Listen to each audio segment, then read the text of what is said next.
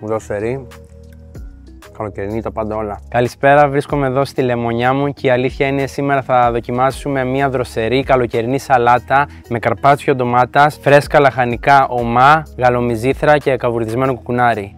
Πάμε να ξεκινήσουμε με το dressing. Φυσικά θα χρειαστούμε μοσχολέμονα από εδώ από τη λεμονιά μου. Θα πάρουμε το ξύσμα, μ' αρέσει το ξύσμα, να το χρησιμοποιείτε και στη σπίτι. Από τα ίδια μοσχολέμονα θα πάρουμε το χυμό, μισή κουταλιά της σούπας μουστάρδα απλή κλασική, φρέσκο τριμμένο πιπέρι, μία καλή πρέζα αλάτι και πάμε με το φουέ να ομογενοποιήσουμε προσθέτοντας το ελαιόλαδο σε μορφή κορδόνι. Και αυτό ήταν ένα απλό dressing, εύκολο και γρήγορο. Συνεχίζουμε τα λαχανικά μας και αυτό που θα χρειαστούμε είναι φλίδες από ένα κολοκύθι, φλίδες από ένα καρότο, φλίδες από ένα γκούρι.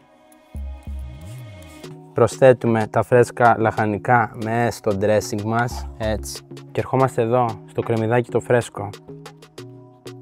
Άμα είναι μεγάλο, μισοφέγγαρο.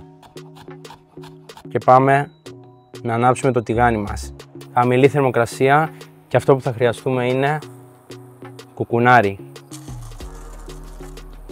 Πάμε να κόψουμε την ντομάτα μας.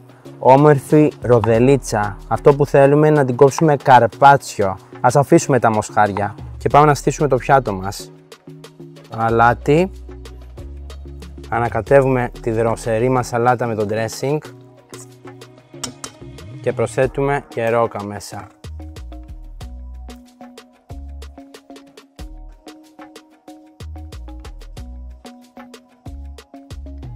Κουκουνάρι. Και φυσικά πώς μπορεί να λείπει το τυρί από μια τέτοια σαλάτα. Φρέσκος βασιλικός και δυόσμος. Λαδάκι. Και είμαστε έτοιμοι. Καλή απόλαυση. Πάμε να δοκιμάσουμε.